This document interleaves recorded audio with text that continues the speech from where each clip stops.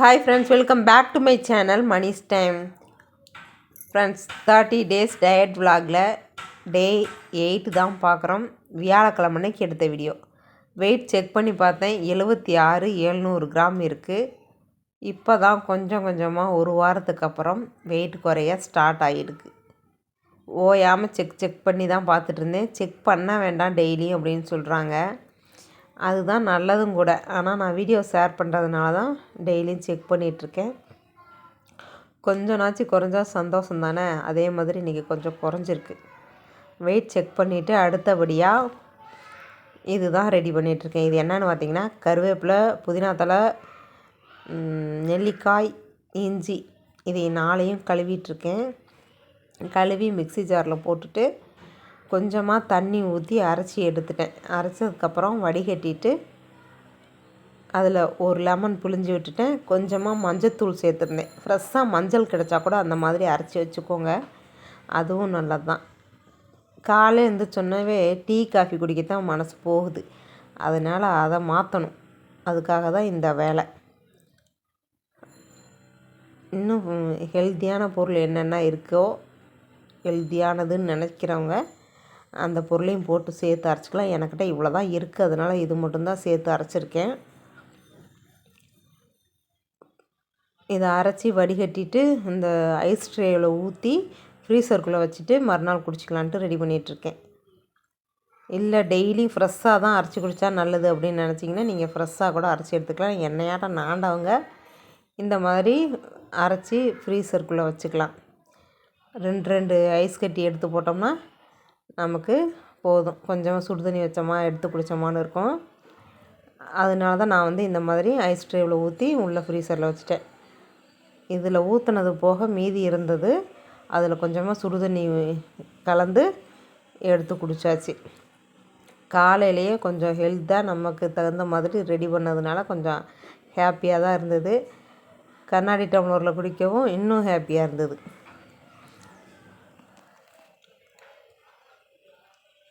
புளிப்பு தாங்க முடியல.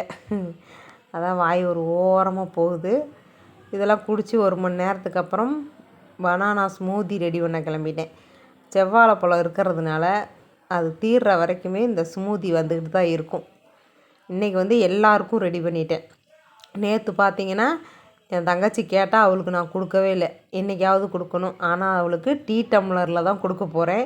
அதுக்கும் பேசுவோம், உனக்கு மட்டும் இத்தனை டம்ளர், எங்களுக்கு மட்டும் டீ டம்ளர் அடி அப்படின்னு. என் பொண்ணு வேணான்னு சொல்லிட்டா. அதனால நாங்கள் மட்டும்தான் குடித்தோம். அவள் செவ்வாழைப்பழம் சாப்பிட சொன்னேன், சாப்பிட மாட்டேன்னு உட்காந்துருந்தா எடுத்து கொடுக்கணும். கடைசி வரைக்குமே சாப்பிடல. நான் ஸ்மூத்தி குடித்து வயிறு ஃபுல் பண்ணிட்டேன். சூப்பராக இருந்தது, செம்ம டேஸ்ட்டாக இருந்தது. செவ்வாழைப்பழத்தில் தான் செய்யணுன்றது இல்லை, எல்லா வாழைப்பழத்துலேயும் செய்யலாம், ஆப்பிளில் செய்யலாம். செம்ம டேஸ்ட்டாக இருக்கும். இந்த டம்ளர்லாம் தங்கச்சி கொடுக்க போகிறேன். வீடியோ பார்க்கும்போது கேப்பா ரிட்டனு. பிரேக்ஃபாஸ்ட்டு முடிச்சுட்டு அங்கே தங்கச்சி வீட்டை ஒரு வாட்டி எட்டி பார்த்துட்டு வரலான்ட்டு போனேன் கொடுக்கறதுக்கு. அங்கே பார்த்தா அவள் ஏதோ பிரியாணி செய்கிறேன் அப்படின்ட்டு ரெடி பண்ணிகிட்டு இருந்தா. தக்காளி தொலைவிட்டு கிடந்தா. எங்கள் வீட்டிலேருந்து தான் தக்காளி பழம் 1/2 கிலோ எடுத்துகிட்டு போகிறேன் அப்படின்ட்டு போனான். 1/2 கிலோ தக்காளி எடுத்துகிட்டு போகிறேன், 1/2 கிலோ பிரியாணி எனக்கு கொடுக்கணும் பார்த்துக்க அப்படின்னு சொன்னேன். நீ சாப்பிட்றியா போ கம்முன்னு அப்படின்ட்டு கிடந்தா. அப்புறம் எல்லாம் ரெடி பண்ணிகிட்டு இருந்தா. சரின்னு லைட்டாக வீடியோ எடுத்துகிட்டு நான் திரும்பவும் எங்கள் வீட்டுக்கு வந்துட்டேன்.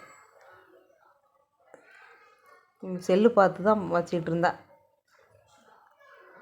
என்னாடி அப்படின்னு கேட்டது, 1 பாட் ரெசிபி வைக்கிறேங்க்கா அப்படின்ட்டு வச்சிகிட்டு இருந்தா. தம் பிரியாணி வைக்க போகிறாளாம். சரிடி அப்படின்ட்டு அப்பப்போ அவங்க வீட்டில் பார்த்துக்கிட்டே இருந்தேன். அடுத்த தடவை பார்க்குறேன், வேலையெல்லாம் முடிஞ்சுது, பிரியாணி தம் வச்சுருக்கேன் அப்படின்னு சொல்கிறா. தயிர் வெங்காயம் ரெடி பண்ணிக்கிட்டு சரின்னு பசங்களெல்லாம் கூப்பிட்டா. என் பசங்களையும் கூட்டிகிட்டு போய் சாப்பிட வச்சாச்சு. சூப்பராக இருந்தது. நானும் ஒரு வாய் சாப்பிட்டு பார்த்தேன். அதுவும் இலையில வேற போட்டா யார் தட்டு கழுவுறதுன்னு. செஞ்சால் நல்லா செய்வா, இல்லையா எனக்கு நானும் செய்யாமல் அவார்டு கிடப்பா. இந்த மாதிரி 1 பாட் ரெசிபி பிரியாணிலாம் வச்சுட்டானா எப்படியாவது இலை பறிச்சுட்டு வந்துடுவா. பறிச்சுட்டு இலையில பரிமாறி சாப்பிட வச்சிட்டு இருந்தாங்க. அவங்களாம் டியூஷன் போயிட்டு சாப்பிட்டு ஸ்கூலுக்கு கிளம்பணும். நான் பார்த்திங்கன்னா மதியானம் வெளியில் போயாச்சு. வெயில் தாங்க முடியல, லஞ்சே சாப்பிட முடியாமல் போச்சு. வீட்டுக்கு வந்ததே 5 மணி ஆயிடுச்சு. அதனால் ஒரு பர்ஃபி எடுத்து சாப்பிட்டேன். இது மட்டும்தான் சாப்பிட்டோன்னா அப்படின்றனா கிடையாது. காலையில் தான் டீ காஃபி குடிக்கக்கூடாதுன்னு அந்த நெல்லிக்காயெல்லாம் போட்டு ஒரு ட்ரிங்க் ரெடி பண்ணினேன். ஆனால் சாயந்தரமே டீ குடிக்க ரெடி ஆகிட்டேன். தலை வலி வேறு, பசி வேறு. இனி இதுக்கு மேலே சாப்பிட்டுட்டு இருந்தோம்னா கதையாகாது அப்படின்ட்டு தங்கச்சி வீட்டுக்கு போனேன். தங்கச்சி டீ வச்சுருந்தா, இஞ்சியெல்லாம் போட்டு சுருக்குன்னு இருந்தது. வாங்கி ஒரு டம்ளர் குடிச்சிட்டு கிளம்பியாச்சு. என்றைக்குமே தித்திப்பாக பாகு மாதிரி டீ வைப்பா. இன்றைக்கி ஏதோ பரவாயில்ல குடிக்கிற மாதிரி இருந்தது. சரி வாங்கி குடிச்சிட்டு கிளம்பிட்டேன். வீடியோ போட்டுட்டு இந்த மாதிரி டீ குடிக்கலாமா சிஸ்டர் அப்படின்னா என்ன பண்ணுறது, பசி தாங்க முடியல. அதனால் குடிச்சிட்டேன். அதிகமாக சேர்க்குறதே கிடையாது சர்க்கரையை. ரேஷன் கடையில் வாங்கினா தான் பல்காக வாங்கி வச்சுட்டு குடிச்சிட்டு கிடப்போம். இப்போ ரேஷன் கடைக்கும் போகலை, வாங்க வேணான்னு ஒரு முடிவு பண்ணியாச்சு. டீயெல்லாம் குடிச்சிட்டு பசங்களை டியூஷனில் விட்டுட்டு வந்தாச்சு. வாக்கிங் போகலான்னு நினச்சேன், பார்க்குக்கு போகவில்லை. அப்புறம் வந்துட்டோம் வீட்டுக்கு. சட்னி அரைச்சிட்றதுக்காக ரெடி பண்ணிகிட்டு இருந்தேன்.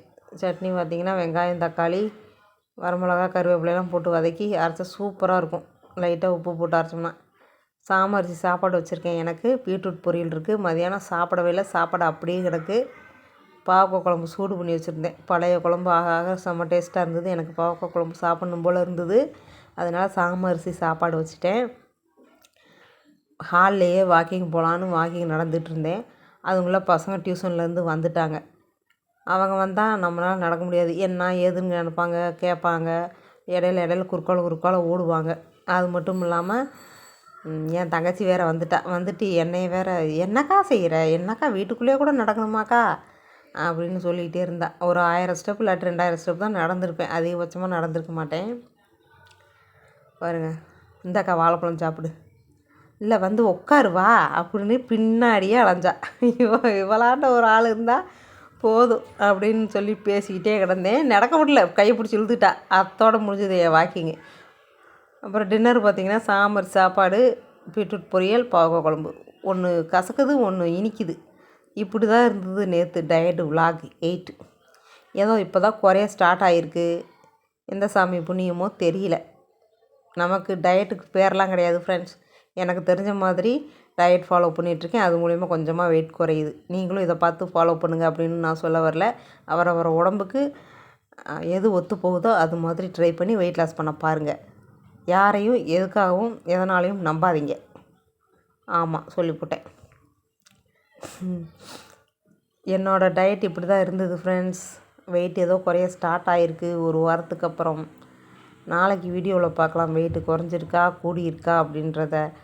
சப்ஸ்கிரைப் பண்ணிவிட்டு சப்போர்ட் பண்ண எல்லாருக்கும் ரொம்ப நன்றி. சப்போர்ட் பண்ணுங்கள் தொடர்ந்து. பாய்.